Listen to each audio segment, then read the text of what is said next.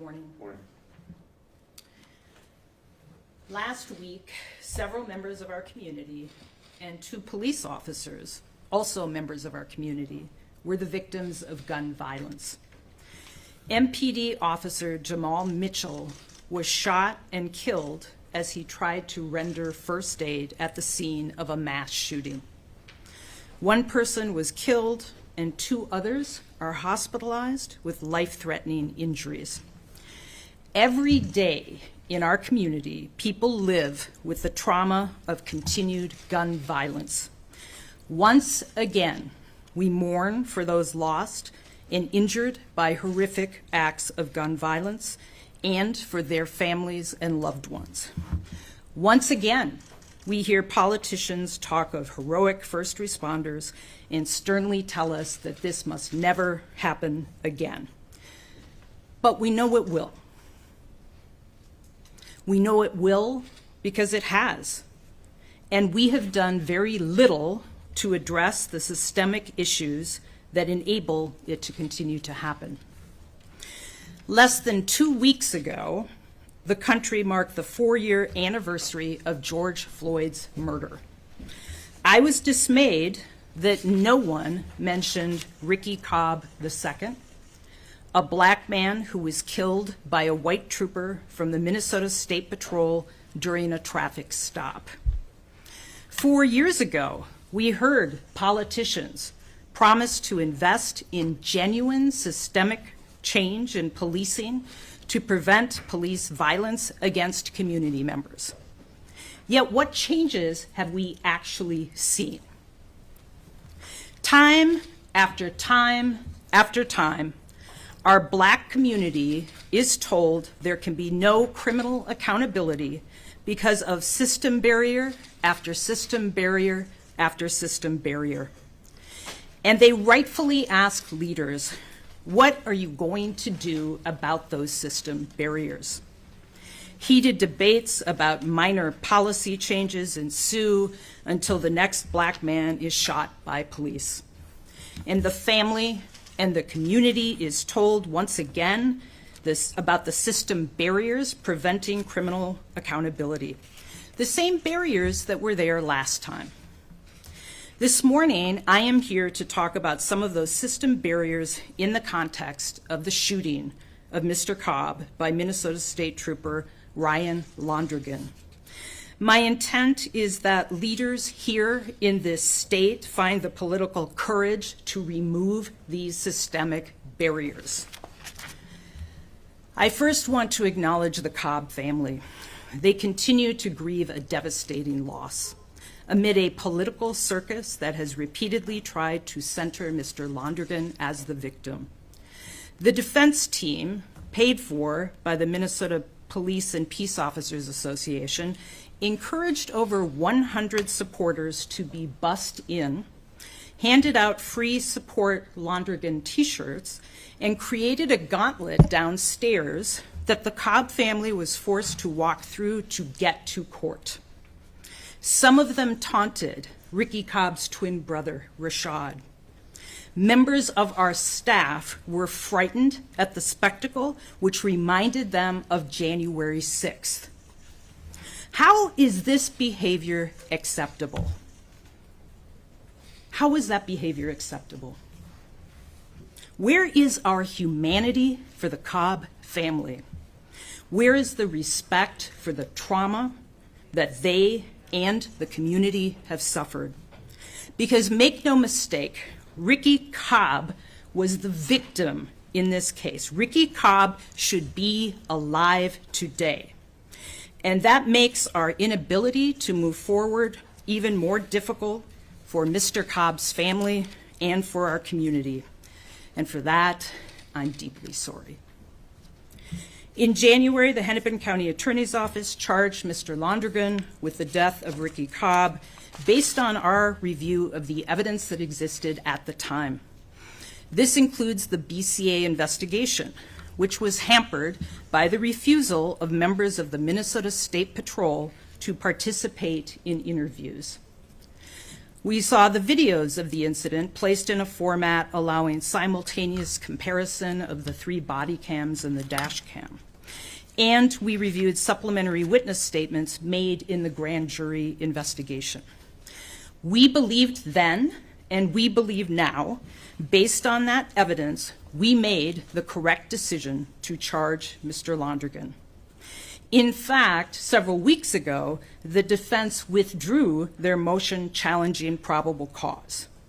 So as it stood Friday, before we made this decision, we have a clear path to trial. And the easiest political decision for me would be to go forward. But we have chosen not to do that. And I'm going to be talking to you about why.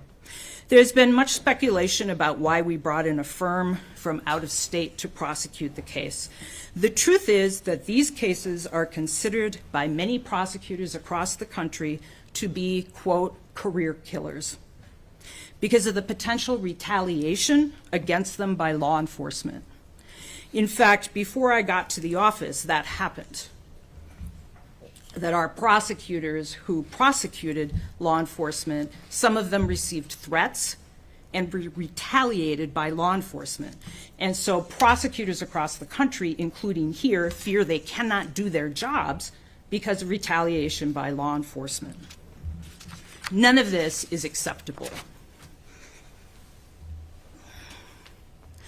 The Minnesota Police and Peace Officers Association, MPPOA, the same organization that opposed a rule which would prohibit law enforcement from belonging to white supremacy groups, paid for 3 private lawyers to represent Mr. Londregan. And he has a right to a good defense. We were frequently peppered with motions with little or no basis in law or simply factually inaccurate. But we still had to respond to this manufactured busywork. I've mentioned that we are down staff, particularly in our adult prosecution unit. So we were not able to assign the number of prosecutors and staff needed to respond to these tactics. One of our experienced prosecutors said he had never seen anything like this before. The same day we announced charges, the defense posted a video attacking me personally as being out of control and declaring that there was a war on law enforcement which was going to end in this case.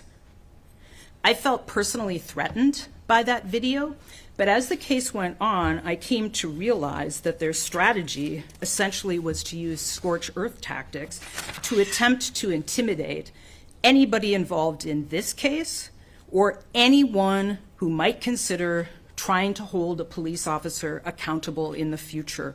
And this is a strategy that is being used across the country, which I know from talking to prosecutor colleagues.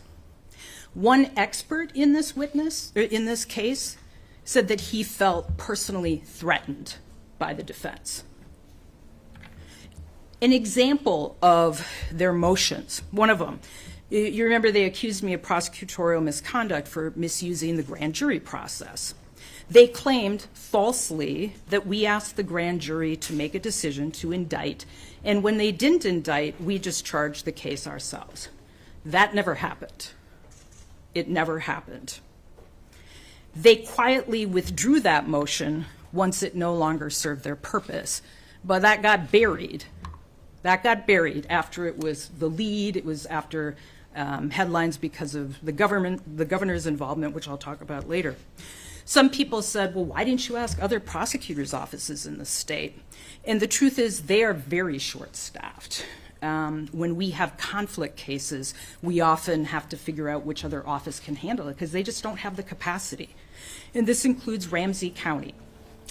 No one else we contacted in Minnesota wanted to be the recipient of the defense attacks that they knew would come along with this case. Now that could have been the end of it, not being able to find anybody in Minnesota who wanted to be the subject of these continued attacks. But we didn't give up. We didn't give up at that time because we believed we had rightfully charged him and that we had a case which we could prove beyond a reasonable doubt. So we brought in the attorneys from the Steptoe law firm, all of whom had been federal prosecutors at one time. We provided them with all of the information that we had at the time. After their review of that information, they agreed that it was appropriate to charge Mr. Londregan in the death of Ricky Cobb. So they did agree, and let me make that clear, former federal prosecutors agreed that it was appropriate to charge Mr. Londregan. But we also told the defense team at that time, and from the beginning of this case, that we would review any new information that they wanted to provide us. And this is an offer that we make in every single case we charge in this office. This is part of my commitment to transparency, accountability, and justice. All investigations are ongoing, even at times during trial. When new evidence becomes available, we evaluate our cases based on that new information. When I became Hennepin County Attorney, I emphasized to our staff that ethical prosecution is constantly assessing our cases and evaluating whether we can or should continue to move forward. In the last weeks, the defense has presented 4 witness declarations containing new information. And for the very first time in court, revealed the substance of Mr. Londregan's prospective testimony.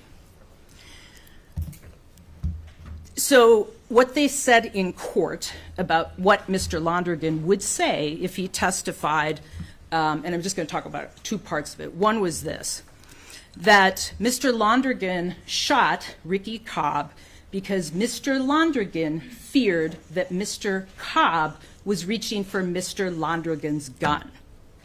I want to make it clear here because there was a misstatement in the press.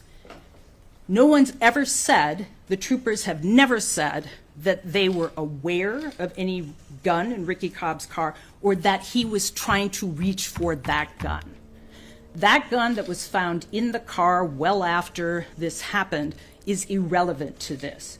What Londregan's attorneys said he would testify to was that he thought Mr. Cobb was reaching for his gun, Londregan's gun. That's something that they had never said before, never told us before. So we went back and we looked at the video over and over in slow motion. And what you can see from the video is that Mr. Cobb's hand at some point does come up. My guess, by the way, is that because Londregan opened the door, pointed the gun at him, and started screaming at him, that his hand was coming up to protect himself. But the video doesn't prove that, and it doesn't disprove what Londregan says. One of the other things that I think is of note of what Londregan's lawyers say he would testify to is this. If you slow down the video, you will be able to see, and I think at some point we'll be able to release this, Seide reaches into the car, and he is essentially draped across Mr. Cobb, trying to unbuckle the seatbelt. What Londregan's lawyers said he would testify to is that in that split second, he realized his partner was draped over Mr. Cobb, and he carefully fired 2 shots into Mr. Cobb's torso so that he wouldn't hit his partner. Now,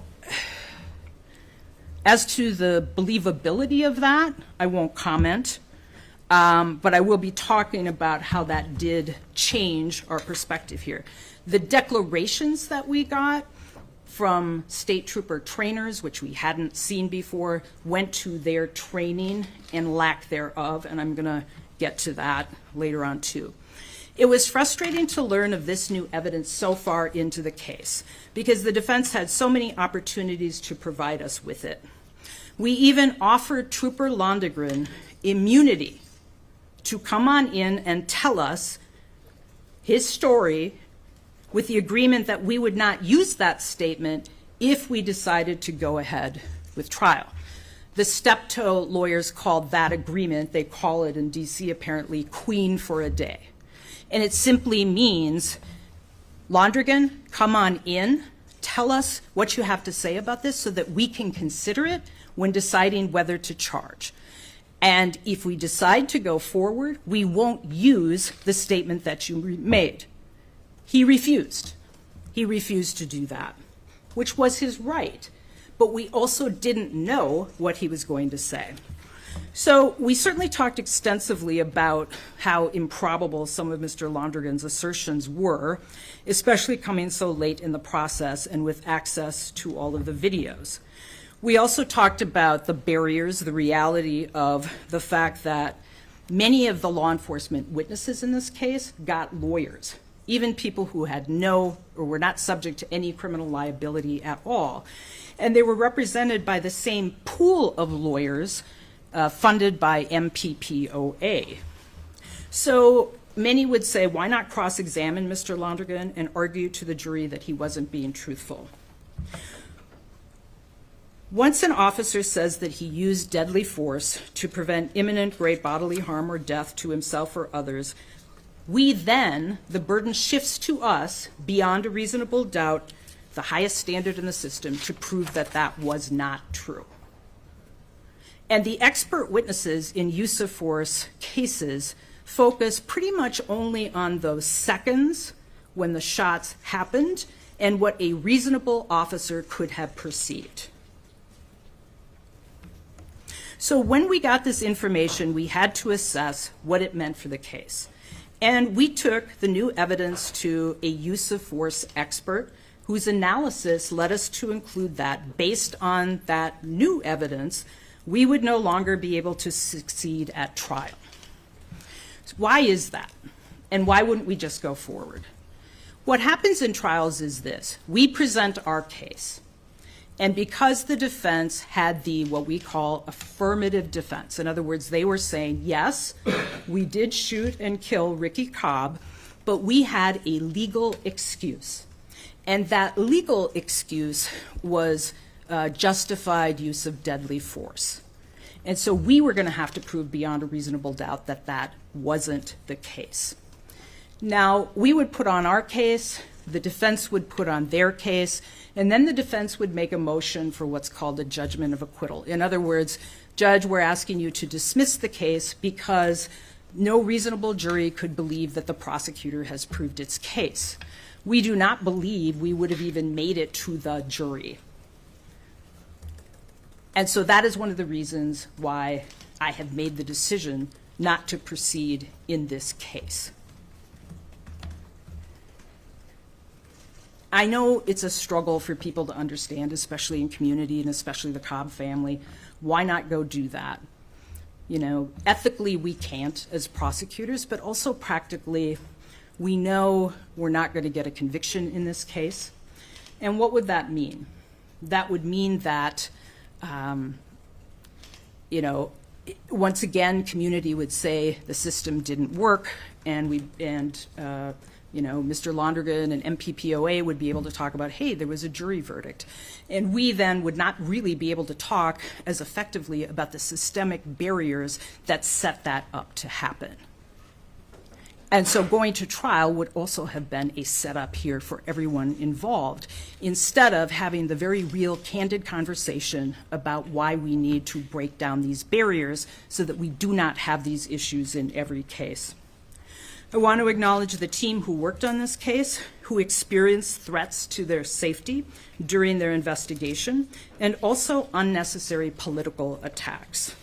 No one's job should involve receiving these kinds of threats. So one issue that I haven't seen talked about is the fact that we have a department, Minnesota Department of Public Safety, that is overseen by our governor. Under the umbrella of the Minnesota Department of Public Safety, we have the Minnesota State Patrol and the Bureau of Criminal Investigation or Apprehension. The BCA did the investigation in this report, or in this investigation, in this incident. The State Patrol is overseen by our governor. Our governor, who's been very active in inserting himself into this case. What I haven't seen asked a lot is, hey, Governor, don't you have a conflict here? The State Patrol provides your security detail. You oversee the State Patrol, which has some major issues with training, as I'll discuss a little bit later. The governor, at the request of MPPOA, so let me back up here. So Londregan's defense is funded by the Minnesota Police and Peace Officers Association. So the defense lawyers and MPPOA have persistently asked the governor to intervene in this case. Have you ever seen this governor intervene in any case involving a defendant in his entire tenure? Ever. Why is it appropriate for a governor who has never picked up the phone to call me, who is not a lawyer, who does not understand the nuances of this case, to talk about it publicly, to center Mr. Londregan as being the victim in this case? Why has that been appropriate? Why hasn't that been called out? Particularly in the light that you will be getting a report, which is about 60 pages long. You've gotten the summary document of that report, which is about 9 pages. It talks about the problems with training and policy by the governor's own state patrol. So one thing I want to say here, in looking, and I've looked at this video over and over and over, one thing that always struck me was this. Ricky Cobb was detained for over 20 minutes on the side of the road. And that happened in part, he was pulled over because his lights were off. He very quickly turned his lights on. And he kept asking the state troopers, what's going on? Do I have a warrant for my arrest? The troopers said, no, you don't, which was technically true. What he had is a pickup from Ramsey County. And the length of time that he sat there was because the State Patrol had called Ramsey County to say, hey, do you still want this guy? Because if they didn't want him, they were going to let him go. And that hold expired sometime later that day. So in all the time, when you watch this video, Ricky Cobb, a black man who is stopped by white patrol officers on the side of the road, has no idea why he's being detained. None. The troopers never gave him that answer. The troopers never said, Mr. Cobb, we are arresting you. Please get out of the car. They never gave him an opportunity to make that decision on his own. He could have fled, and then he would have been charged with a felony fleeing a police officer. But he was never given that chance. They knew who he was. They knew where he lived. Their policies would have indicated they could not have chased him. They could not have shot after him. Why didn't their policies say, hey, have a conversation before you approach the car about what you're going to do when you decide to arrest somebody? And by the way, tell them you're going to arrest them. Don't keep saying, hand me your keys, and have them question why. Why are you asking me after 20 minutes when my headlights were out to hand you the keys? They never gave him that opportunity. There's some who will say, hey, all you have to do is comply, and you won't have a problem. And I want to focus us back to Philando Castile, who complied, and yet he was shot and killed. We do not have summary execution or the death penalty for failure to comply. All the troopers needed to do here was to approach the car. They could have put down stop strips under the rear wheels to puncture his tires if he drove away.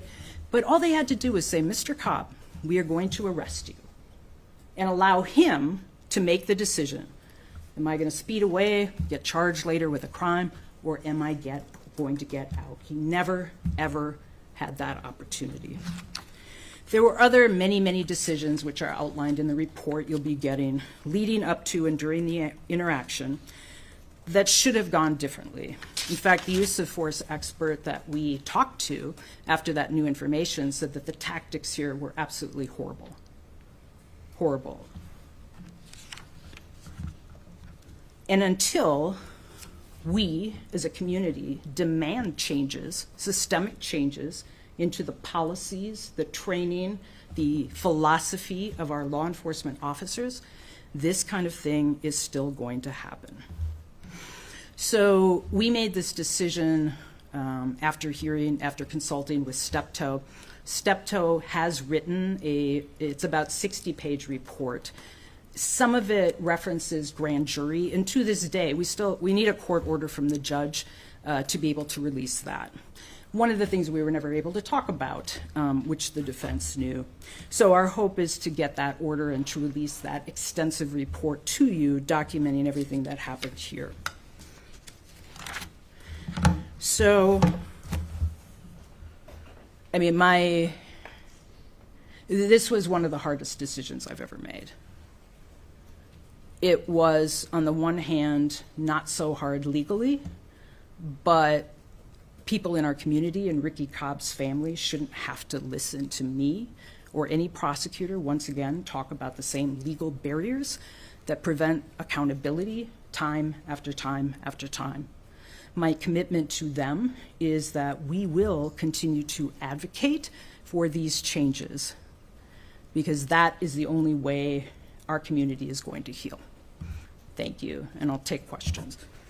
Mary, did anybody on your staff advise against charging Londregan in the first place? So I would say it was an ongoing process, and it was more about how, was there any way of getting additional information? There was some concern that, when we talked to Noble, by the way, what Noble said was, I can't really give you an opinion because I don't know what Londregan's going to say. If Londregan says he shot to keep him from driving away, that was an unlawful use of force. If Londregan shot to prevent imminent bodily harm or death to his partner, that could be a lawful use of force. So as with any case, we have extensive discussions about, how are we feeling about this case? How are we feeling about the training? And after the grand jury and getting some information about their training, which we thought we knew until we got these other declarations, we felt comfortable moving forward. Okay, so as a follow-up to that, would you still have charged Londregan if he had made a statement saying that he thought Ricky Cobb was reaching for his gun, reaching for Londregan's gun? Yeah, so if he had made that statement, and it wasn't only reaching for the gun, that's not the only thing here. It was also about why he shot, because, as I said, one thing Noble told us was it depends. I mean, we can't assume why somebody took the action that they did. And so the other piece of it that we never knew until we appeared in court and heard this from the defense was he says he shot because he feared that his partner was in imminent danger of great bodily harm or death because he had reached into the car. Now, part of the training issue that's problematic is there didn't appear to be training saying it's not a good idea. You should not insert yourself into a moving car. But one of the issues that came up was, well, Londregan can't be penalized for Seide's bad decision-making there. So I don't know, but it certainly would have, I guess if we had received the same information we have now, then it may very well be that we would not have charged it. Just to step back on that, though, this is not the first time that a police officer in a case like this or a law enforcement officer has made a statement saying, I feared for my life, feared great bodily harm. It comes up in every case. Yes. And it's the way that you're constructing this, it's like it's new evidence, like it's a surprise that the law enforcement officer would make a statement like this. If they had this trump card in their pocket all along, why even charge the case? Well, how do we presuppose what somebody, theoretically, a person should be telling us honestly why they did something, right? We can't just presume, they're going to say this. And there was a significant component of training here, and this is part of the systemic change that needs to happen. There were many, many bungled opportunities here. There was also, and some of this I can't get into very much because of the grand jury, but they had some training on extraction from a car. They didn't follow that training at all. And so it's, difficult for us. We're looking at the totality of circumstances. We're looking at the fact that none of this would have happened except for the environment that the troopers created. And one of the issues, as you said, is none of these protections apply to ordinary community members, right? Community members who are claiming self-defense or something like that cannot be the first aggressor. They have to retreat. There are all kinds of things that protect police officers. And so it's a different analysis. But when we looked at this, considering all of what we thought the training was, and also going back and realizing that the State Patrol trainers were not cooperative, not all of them. And they did not, that we had to convene a grand jury to actually get them to hear what their statements were.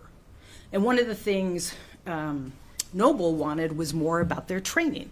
He wanted to know, were they trained about extraction? So you can use some training in the determination of what happened here.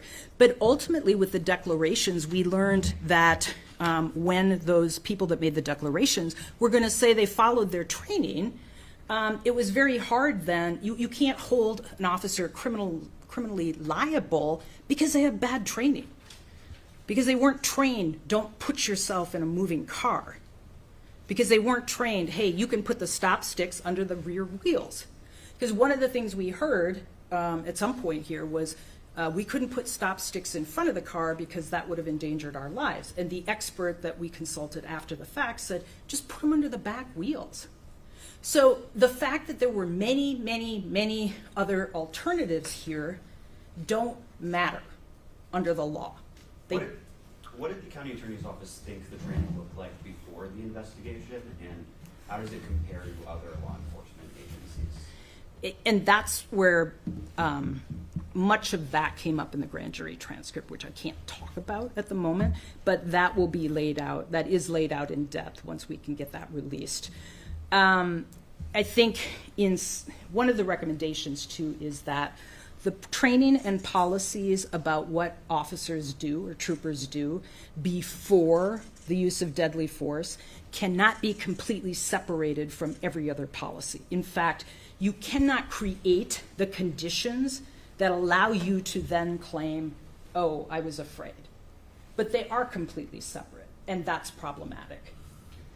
Given all these systemic issues that you're taking with the training of the State Patrol, I mean, I assume that your office gets some cases that involve State Patrol. Yes. Is your analysis going to change, or in terms of how you how much trust you put in the law enforcement statements and their their ability to do their jobs? Yeah, I mean, with State Patrol, we have had some conversations with them. They seem open, and certainly we're going to be having conversations about, hey, look at these recommendations, and can we offer our help in really revising some of these critical policies and the training that comes from that. There's a new colonel there. We've had some conversations with her.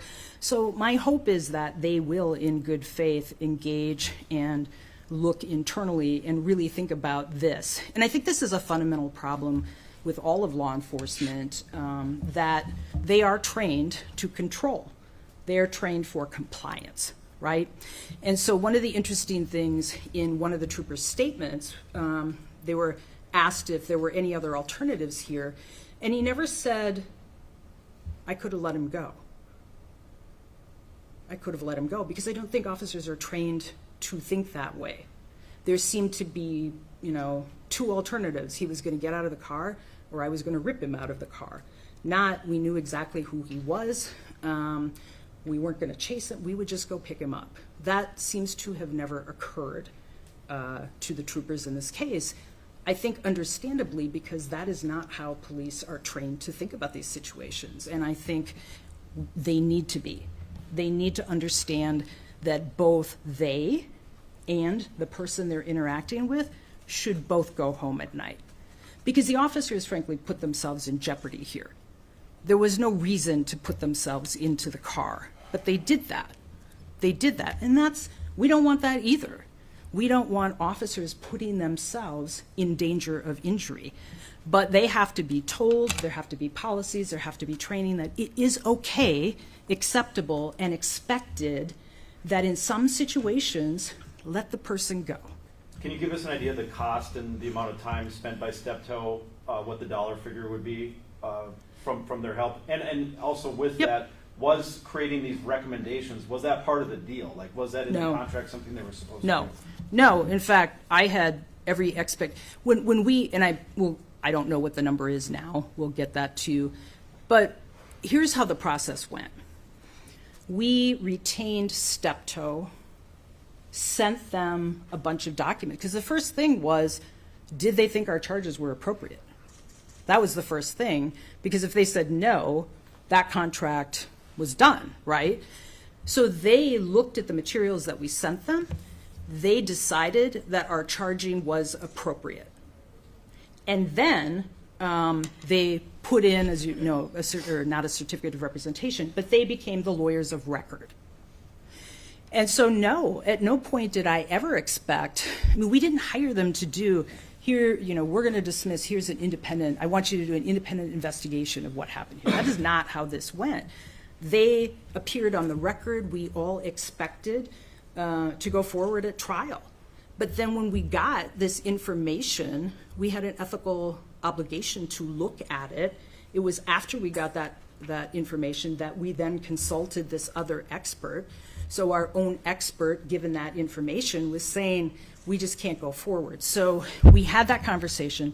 As you know, and I've said this in the past, I retained full responsibility and accountability for deciding whether to go forward. Steptoe made a recommendation to me. I accepted that recommendation. And then we talked about, hey, there were so many problems here, really systemic problems as well, that they then worked on this report. The report is meant to outline everything that happened here, but also to give us steps forward. Because I can't stand up here again and say, this is the way it is. This is the way it's always going to be. There are these system barriers, without saying we are going to fight to try to make sure that some of these system barriers are changed so that agencies like state troopers, if this comes up again, they handle it very differently. And the next Ricky Cobb isn't the next Ricky Cobb. One more question. Mary, why the comments comment about Eric? Oh, sorry. Yeah. Sure. County Attorney, you made mention about these alleged threats that came into your team Yes. during this case. Did that lead to some in your office not wanting to handle this case? Is that why you looked outside? Because of those threats, you reached out to Steptoe? That was a part of it. It's also a part of it that, who wants to be, you know, people who work in this office, many of them are career prosecutors. They're here for the work. Nobody wants to be put there out on social media with their pictures subject to all of the attacks that we get, that I get.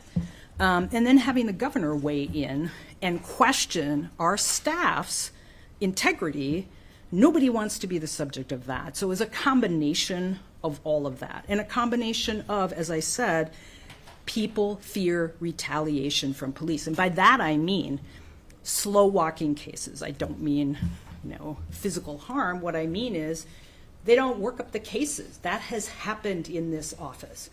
I didn't know that until I got here, and I was told that. It's a passive-aggressive, we're not going to help you because you worked on this case. And that's unacceptable. But that is a fear that many in the office have. And it's not a fear isolated to our office. I have talked to my county DA counterparts across the country, and they experience it as well, which is one of the reasons why some of them have created a separate team to handle these cases with lawyers that don't have to work with law enforcement every day. But what about the government? Yeah, Mary, just on the timing here, I mean, Yeah. I do understand certainly the optics of what this community is grieving right now with law enforcement. Yes. Was that part of your calculus? We're curious about sort of the Sunday night release, why now, Yeah. why right now? And then where do you go to rebuild community trust on both sides here? Yep. The next time tragic one of these cases are going to be presented, either side Yep. buys into you right now. Yeah, the timing of it, the report, like I said, it's about 60 pages long. It had nothing to do with the tragic murder of Jamal Mitchell and other community members. And So I'm going to say this. I said, we as leaders and our political leaders, I don't understand why we consistently say we have brave first responders who have to run into these situations when we as policymakers could do something about that. We could do something about the gun violence that impacts first responders. And the other piece of this, given the timing, is that we can hold two things. That, yes, there have been increased assaults on law enforcement. And we had the tragic situation in Burnsville and now what happened last week. But we can't get sucked into this narrative of there is a war on law enforcement. We have to be able to also say, hey, we need to have accountability with police as well. So, no, it has nothing to do with that timing. Also, I was elected by the people in Hennepin County to make ethical, courageous decisions. I would say, and we already have said to law enforcement, the easiest thing I could have done was to go ahead and try this case. That would have made them happy. I'm not saying that. But for those who say this was a political decision, absolutely not. I think I've made it very clear in my tenure as county attorney, I don't make political decisions. I make the ethical decision at the time. And so what I would say to everybody is, I think, this is the kind of county attorney everybody wanted. Not one that made decisions based on politics, but one that made decisions about the information we had at the time, who is willing to look and see additional information. As I said, I've told our staff, there's no shame. It's not a bad thing. You charge a case and new information comes in. We have to be looking at that. And it's not a failure on your part to say, it just doesn't make sense to go forward anymore, because people in this office used to do that. They used to do that. And I've made it clear to all of them, we must not do that. That is our obligation, our ethical obligation as prosecutors. Do you believe the Thank you. governor was going to take the case from you? Was the governor going to take the case from you?